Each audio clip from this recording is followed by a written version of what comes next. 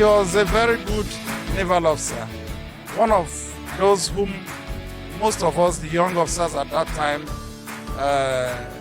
looked up as a role model in terms of the fact that he was very efficient, very proficient in running the ship. He's a very empathetic person. He was so empathic that both officers, the captain, and even the junior most other rank, we ate from the same pot. All of us ate from the same pot. And because of the way he treats everybody, we're all ready to die for him. If the ship was going to sail tomorrow morning at 6 o'clock, to avoid coming late, everybody will come the previous night to come and sleep on the ship. That's how we regard him. He was federal minister at a time when there was so much corruption in Nigeria, but he never dipped his finger into the national team. We noted some of the outstanding accomplishments, that could be ascribed to him while he was in the service. Particularly, he has a world record in the procedure in the Navy we refer to as man overboard recovery procedure. He accomplished that task in a very record time while the Nigerian Navy ship, Aradu, was on its maiden voyage from Germany to Nigeria. As at then, he was the commanding officer of the vessel. For that singular act, he placed the Nigerian Navy on the world seafaring map. Because up until today, no other vessel or no other captain has accomplished that procedure within that record. Some of the persons that he mentored, 8 of them have been said to have become chief of the naval staff, though he never became one. And he's actually a worthy example. As far as we are concerned in the Navy, we consider him an icon, we look up to him. We follow in his example of professionalism as well as hard work, commitment, and service to our fatherland.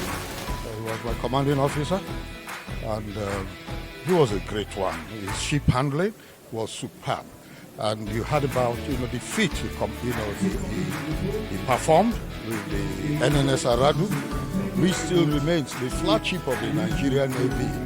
Okay, the Aradu still remains the flagship of the Nigerian Navy, and what he did on board that ship, in the course of a naval evolution, is something that no other mariner has ever done since he performed the feat. Okay, simple to a fault, truthful, a mentor to virtually every fine naval officer. What else can I say about this gentleman? He demonstrated true leadership in the course of his period on board the ship as a commanding officer. He is a good man, a humble man, a transparent man, a man of great integrity. He is also a generous man and a lover of God. He is a man that other men can look up to for inspiration and for a godly living. He's a man worth celebrating. He's someone who is always interested in human capital development. His commitment and love for God is something that endears men to him. I want to particularly say that the edifice we have today in Ojimba, St. James Church edifice, was single-handedly erected by him. Categorically, that he made about 80% of the contributions to the building of that edifice. And personally, he took responsibility for my school fees alongside my home church, St. John's Church, Abloma. He doesn't get tired. 80 doesn't mark the end of his life. I think, to me, it's the beginning of many more years of bliss. I've been so such an encouragement to me and my husband. When my husband was alive, he is one person that will always care, one person that will always ask about our welfare. From time to time, he's been visiting the church when we are in the small church and donating some money to us. And then when we started building this, he came and saw, he kept donating. You know, each time he would donate, you know.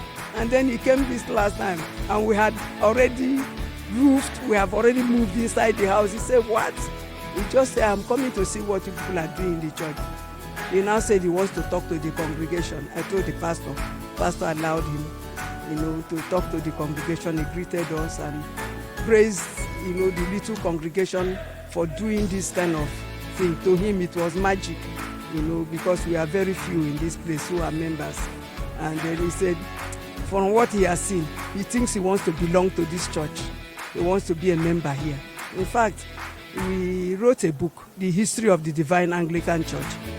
You know, he paid, you know, for the, you know, more than half of the amount we use in printing that book. You know, he paid for it. They've slated it for Christ Church, but wait a minute. God is speaking to me saying, why are you taking your birthday to Christ Church? Why don't you do the birthday in this church? And, you know, see what you can do. So then, you know, the church was just there like that. You know, he came in and said, I want to do my marble pulpit for my birthday. So I was surprised. He paid for everything on that list. That means paid for it. So the only thing we had to do is to, you know, provide the labor, but all the materials, everything that you have seen, just from here, like this, to the altar, to the tiling. Our daddy paid for it. Whereas he said he wants to do marble pulpit, both the pulpit, both the lectern, both the you know, the altar table, is kneeling, everything you are seeing there. Daddy paid for it. He's one of the major achievers from Wakarika land. If you read from his background as a child to until when he got retired in the Navy, he has made the Wakarika people very, very proud. We are very proud of him, a man who went through his career, served the country actively very well, and got a promotion to Rear Admiral at the age of about 46, 47, and who was forcefully retired because he was not corrupt.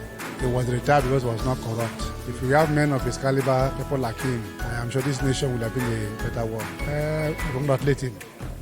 I will pray that God will give him more for us, give him more longer life, to live up to the 100, maybe 120 and so on, in good health. He has made us proud. He's an elder, filled with wisdom and adoration. He is humble. He is a disciplinarian with vast experience. And we, the Kapka people, we are very, very happy. We are grateful to the Almighty God that we have real admirals in our kingdom. He has been a father, a mentor, and he's an influencer.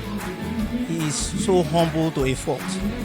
He has actually impacted the life of people, and to a great extent, even in the community, beyond the family, outsiders, in the secular world. I have met people that have told me, do you know Admiral Fingesi? Oh, he's a great man. He has supported me one way or the other. And the positive remarks has actually helped and encouraged me in all I'm doing. That, oh, this is something, this is a behavior worthy of emulation that we were going to carry along as growing young men and family. His sacrifices, he's a great sacrificer. He is prompted, he is motivated by seeing people succeed in anything they are doing. It's been a very strong pillar of support to most of us overcoming people in marine services and security services in Nigeria. And above all, we thank God for the life he has lived so far. He's been one who's been very humble, one of very few words, but very, very wise ones. What a very generous man he is. He's been a very successful man, a good Christian, and it's somebody that we've all emulated and will continue to emulate him, obviously. And he set I mean, it's the kind of example and benchmark he set for us is so high that, you know, I just pray that one day I would attain half of what he's attained. I'm happy to honor a great Nigerian who has been very industrious, altruistic, and a mentor to so many people, a good golfer, and a good father, a good grandfather. The likes of him are not many in this country. A man who, back then, chairman of First Tax 77, a member of the Armed Forces Ruling Council, served Nigeria at the highest level, and without blemish, and with honor and integrity. I'm very happy to know him. I take him as my father. I always tell him, onward together, and onward together for him. Golf is one of the social events Admiral is well known for. He's an ardent golfer. He started golf way back before I even left school. And he has played up to handicap 5. Today at 80, he still plays very good golf. He's our man. He's our grand patron. He has done us well. He has taken care of us. He brought us into golfing. So this game of golf is made popular within this region and even beyond. Because Admiral has been even a captain of Ikoyi, 2 times captain of Ikoyi, trustee of a golf club. We're here to celebrate Rear Admiral Fingesi, who is a great golfer, a great man. He has set so much achievement in this club that everyone wants to, you can see how crowded the whole place is because everyone wants to come here to celebrate him for what he has been able to achieve, for his dedication, his commitment, the uplifting, all his services, and everything he's done to improve this game of golf. We are here for him to celebrate our big daddy.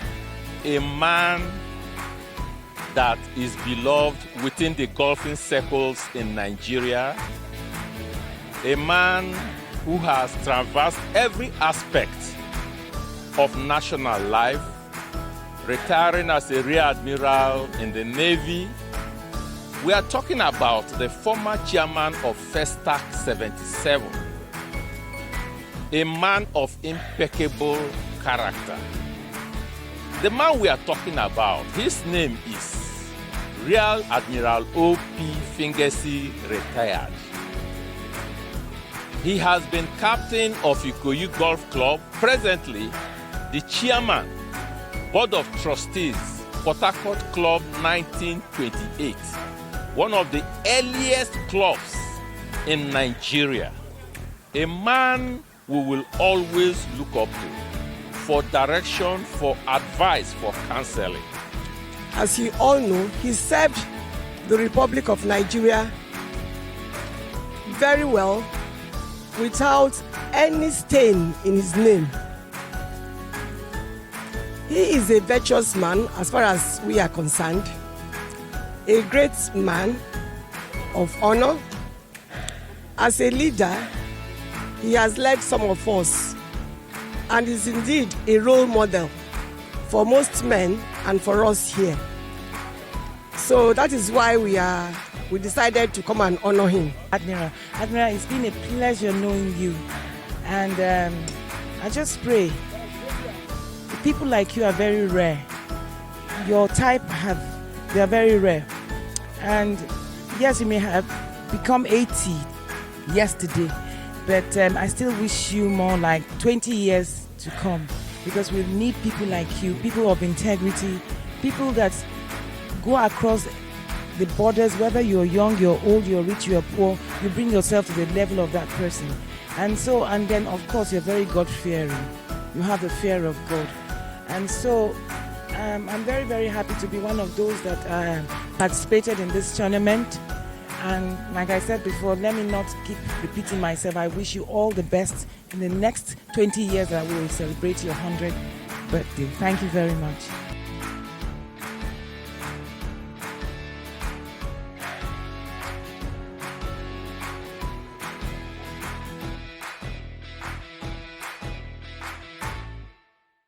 Harcourt boy. You see the way he's dancing to this song. You know that this one is a proper Harcourt boy, a choir boy, a Navy boy, and a big song on this one.